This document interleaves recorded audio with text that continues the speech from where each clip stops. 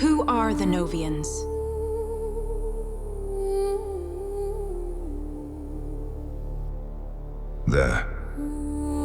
They don't sing for beauty.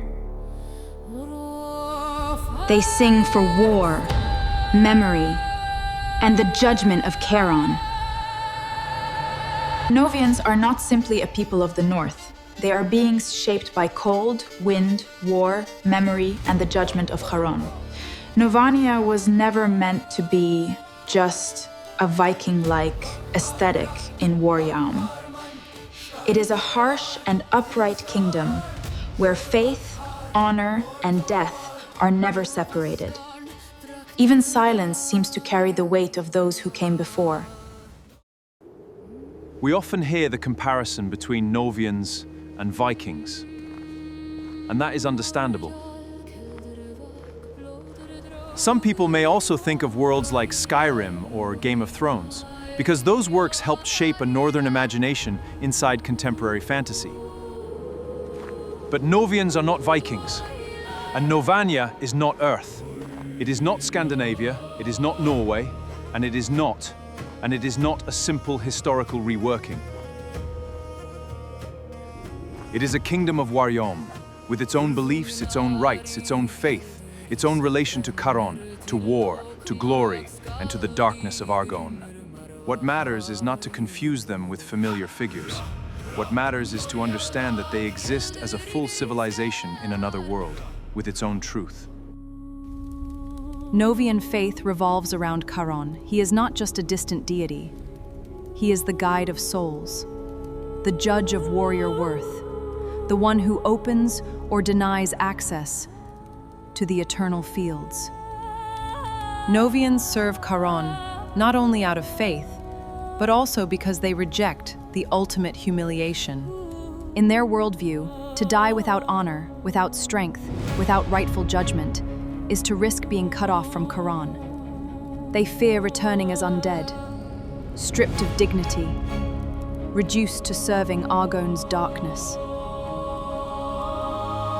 For Novians, dying in battle is therefore not the worst fate.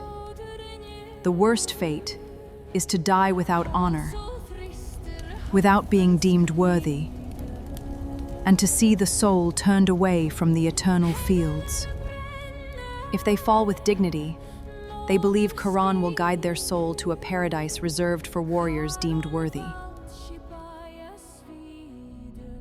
Argon is not the only god who rules within the darkness of Waryaume.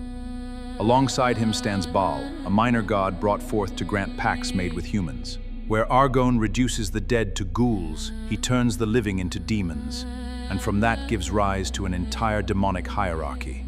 The Novians refuse to be corrupted through Argon's death-bound fate, but they may also be led astray through the dark pacts of Baal, the minor god of pacts. That is why they must confront the undead and ghouls, but also demons, and even the fusion of both, which gave birth to the first abominations in the kingdom of Lunaria. In that sense, the Novians stand halfway between a northern barbaric harshness and a kind of sacred uprightness close to Eldorian paladins. This is where Kharonism takes its full place within Novian religion. It allows its faithful to endure the suffering of battle for the sake of their salvation, and to stand against the corruption that would drag them either into Argon's servile death or into Baal's demonic bargains. This people lives through harsh rituals.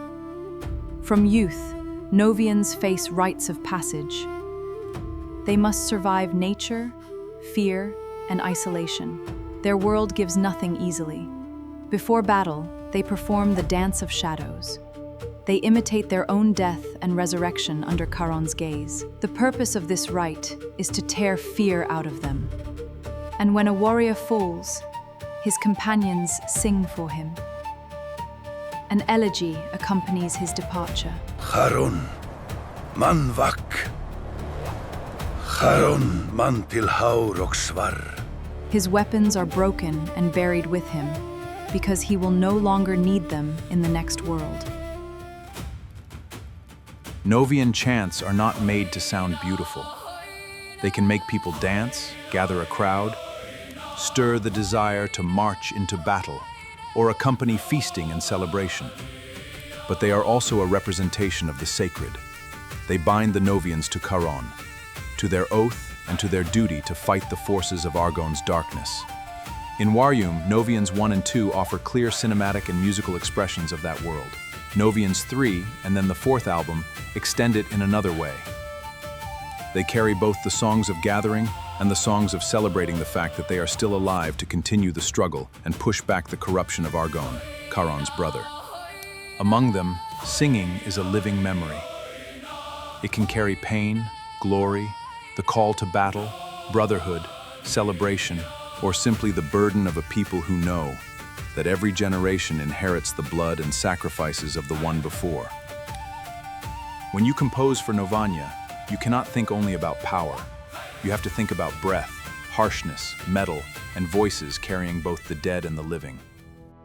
Novians are courageous, enduring, disciplined, and deeply loyal to their vows.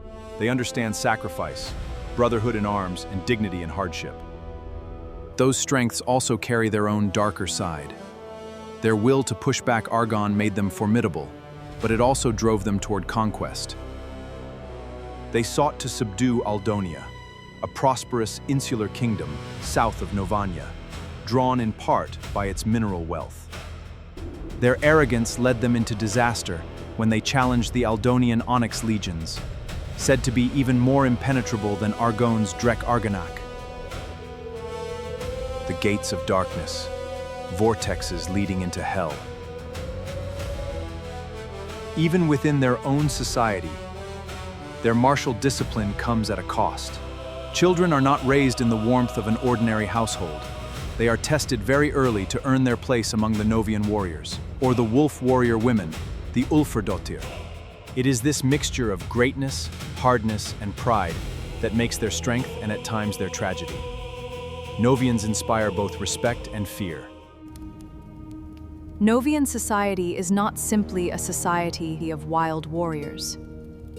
It is structured.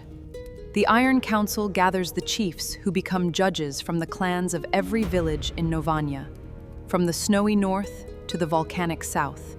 Through those representatives, the Novians sit within the council, and it is there that the kingdom's great decisions are made. Yet in the earliest legacies, Atanael is not a king at first. He is first recognized as the herald among the judges of the Iron Council. Then, from Skarnjol, he becomes the first king of Novania, and from that capital, the Iron Council applies and coordinates the Great Crusades. That is where Novania becomes more than a scattered force. It becomes an organized power, a civilization of war, faith, and memory. What moves me in Novania is that it does not simply glorify violence. It seeks a form of dignity inside hardship.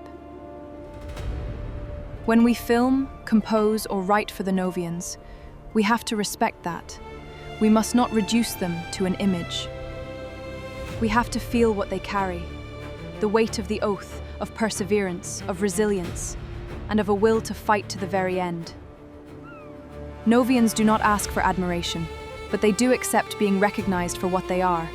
The greatest warriors of Waryaume, the guardians of its safety. They are harsher even than the world that forged them. They embody intransigence, the law of the sword, and the law of the axe.